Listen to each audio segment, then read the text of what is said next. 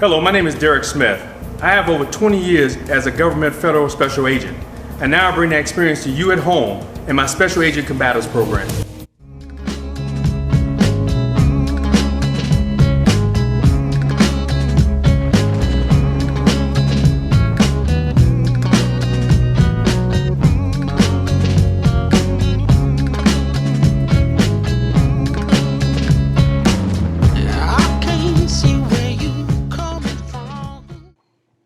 Hello everyone, my name is Derek Smith and I am the creator and founder of the Special Agent Combative System.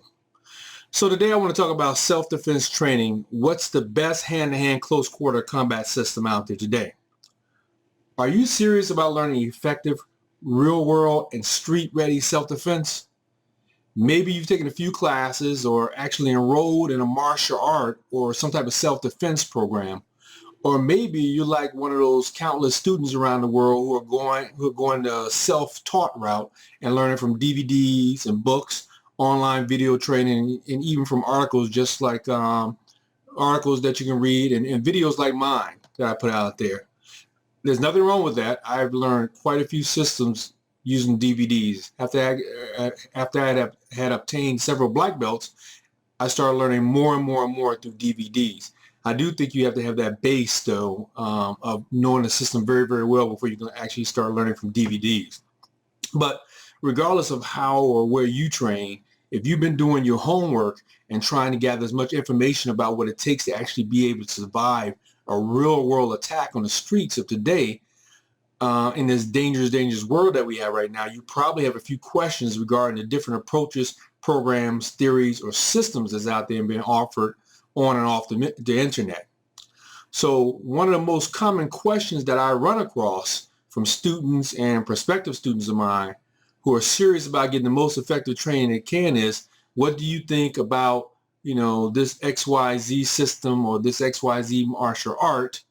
Or if they say it another way, which martial art or close combat quarter combat self-defense system is the best? Now, they don't really ask about an art or a system called XYZ, of course. I said that to act in place of any number of hand-to-hand or close quarter combat fighting systems that you might find out there. But that means that you could replace my XYZ with any martial art that you want to come up with, including ninjutsu or jujitsu or Brazilian jiu-jitsu or Aiki jiu-jitsu, taekwondo, and it goes on and on. You can even replace any number of self-defense systems that they have out there, like Krav Maga and Systema and all the different systems out there, tactical fighting systems that you have, okay?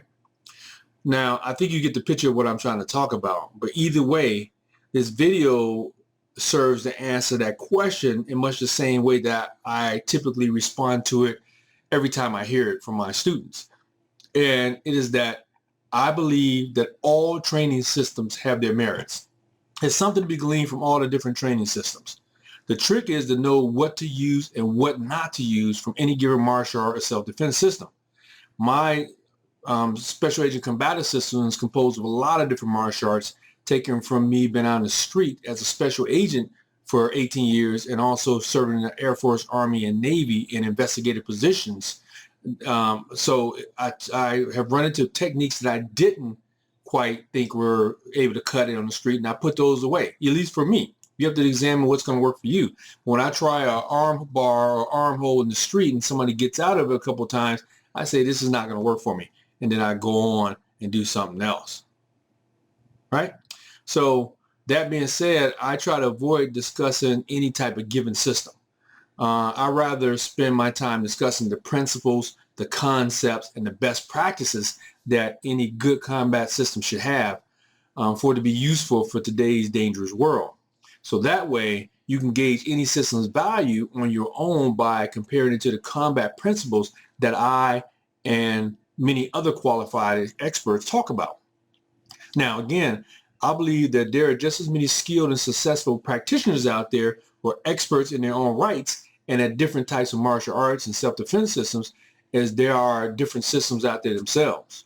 So unfortunately, a lot of beginner students and even a lot of teachers, those who really don't know what to look for, try to judge one system against another solely on techniques, skills, and what looks like it might be effective. People can put on great demonstrations and things look good. Now I say unfortunately because there's much more to physical self-defense and combat than just the physical step-by-step techniques or so-called karate kata or empty hand forms, much more than what you see out in the street right there or what you can see. So to give you a small example about these invisible techniques or secrets that you must be proficient with if you're going to rely on anything more than luck, if you're going to survive a severe life-threatening attack from a determined attacker who wants to beat, break, or kill you or hurt you in some way or humiliate you, I'll list just a few of those things here. So these things include strategic positioning you need, protection of your own intention or not protecting it if you want to fake them out, picking up on your assailant's intention before and during his attack, using his own emotions and strategy against him, assessing what type of fighter he is or training he may have had by simply the way he moves. You see a boxer out there, you know, moving around, or you see a karate guy break down in his stance or whatever it may be. And don't forget that also includes probably the single biggest factor in whether you can learn what you need in any system. And that is the background, level of understanding, and real-world experience of the instructor, the person in whose hands you place your life until you become an expert yourself.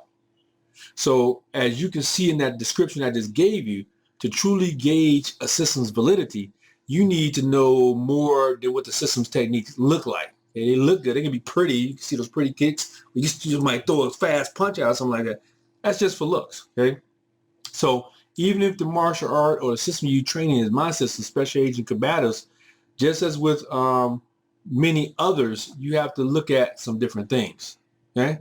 So let me take a look back. If you step back, if you are one of the countless thousands of people who simply want to know which one is best, I know what I told you doesn't directly answer your question, but you see, I give the same kind of answer about my Special Agent Combative System, the art that I teach. I tell my students and other people all the time that I don't believe that Special Agent Combatives is the only best self-defense system out there. Now, I do, however, believe that it gives the practitioners of it, the people who study it, many more options than practically any other program or system that I have ever encountered, because I took it and I put simple things that you can remember and that agents can remember easy and soldiers and sailors that can remember easy. So let me say this. When you're in the martial arts and you're fighting, they say you train like you fight. If you train in sport, you're going to fight in sport, you know. Also, though, when the adrenaline sets in, rounds are being fired, or, you know, you're in a self-defense situation, you're going to forget a lot of the fancy moves and you're going to resort to the basics. So my system is made up of those basics, okay? So again, whichever system you plan on learning, make sure that it's something that's going to significantly increase your chances of being successful, which I mean is surviving in any situation, okay? So again, even with my system, Special Agent Combative Systems, just like with any other, you're going to still have the teacher's understanding and that teacher's experience level and other factors, including the ones I discussed with you a little while ago, which is going to determine whether what you are learning is anything near what you'll be able to do and survive against in a real world attack. Because I have a different body than you. I'm a big guy, 250. You know, you might be a smaller person, you might be a woman, or even a child. You know, so you got to see what's going to work for you. So I hope you understand what I'm talking about, where I'm coming from. Effective self-defense requires more than just a few karate moves. It involves the ability to think strategically and to understand how to defend yourself with as little wear and tear on your body as possible. You know, you want to cause pain, cause hurt without getting hurt. Now, if you really want to know what most people don't about how to master self-defense and how to survive a real street attack, you need to go over to my website, which is right down below, and check out the Special Agent Combative System. And also I have a free guide over there, which is a no-frill guide on some of the techniques so you can get to take a look at the Special Agent Combative System. So until the next video, again, this is Derek Smith, founder and creator of the Special Agent Combative System, and I'll see you in the next video. Thanks. Bye.